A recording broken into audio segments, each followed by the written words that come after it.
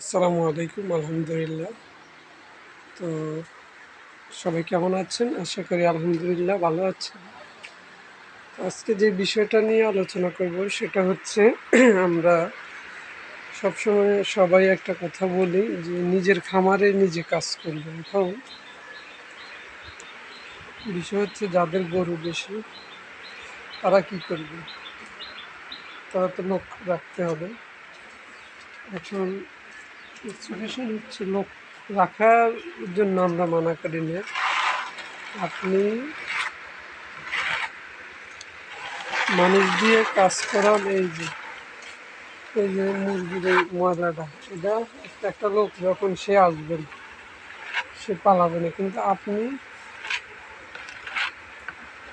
এটাকে দেখবেন। যেমন আমার খামার, আমি রাত দিন কতবার আসি তা কিন্তু গোনা যায় না। আমার যখন একটু মনে ডাউট লাগে আমি দ্রুত চলে আসি, কিন্তু যে কামলা সে কিন্তু আপনার গরুকে খাবার দিবে, গোসল করাবে, হ্যাঁ সব কিছু ঠিক আছে, দিয়ে সে তার রেস্টে চলে যাবে। আর আপনার ব্যবসা, আপনি অবশ্যই দেখবেন একটা গরু কী অবস্থায় আছে, সুস্থ আছে কিনা, সব কিছু মিলিয়ে ঠিক আছে কিনা। এই যে গরুকে বিশ্রাম দেওয়া,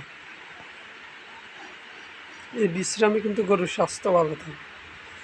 তো এই জন্যে আপনার খামারে যখন আপনি নিজে সময় দিবেন তখন আপনার খামারের সফলতাটা অনেক দ্রুত চলে আসে।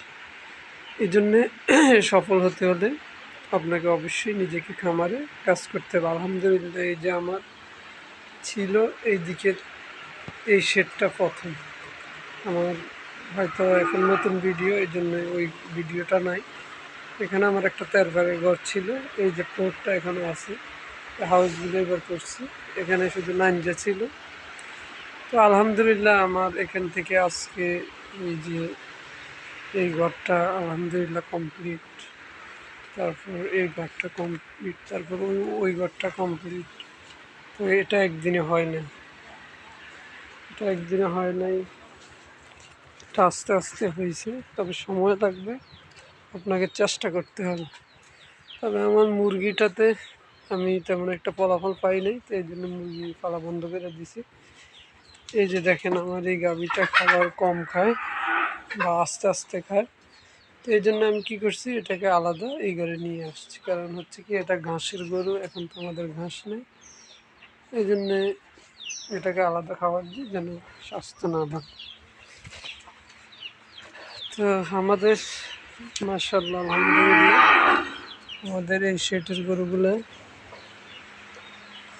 এই যে আমি কয়েকবার আসছি, এসে দেখে এদেরকে খাবার টাবার দিয়ে এদের পর্যবেক্ষণ করে গেলাম। তো বিষয় হচ্ছে কোন গরুটার কী সমস্যাটা আমাকে দেখতে হবে। এই যে আমার এই গরুটা একটু খাসি দিয়ে থাকে, তো আমি এই জন্য একে ফ্যান থেকে সরাই দিলাম। তো যাই হোক, অবশ্যই নিজে একটু সময় দেওয়ার চেষ্টা করবেন, তাহলে মোটামুটি আলহামদুলিল্লাহ আপনার খামারটা অবশ্যই আপনি সফলতা অর্জন করতে পারবেন।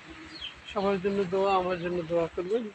তো আমাদের এই যে খাবারের জায়গাটা এখনও ওইভাবে পরিপক্ক ঠিক হয় নাই, এখানে একটা বেড়া দিয়ে দিব আর এটাকে পাকা করে দেবো, তাইলে ইনশাল্লাহ ইঞ্জিনের উপদ্রব থাকবে না। তো ভালো থাকবেন। আসসালামু আলাইকুম।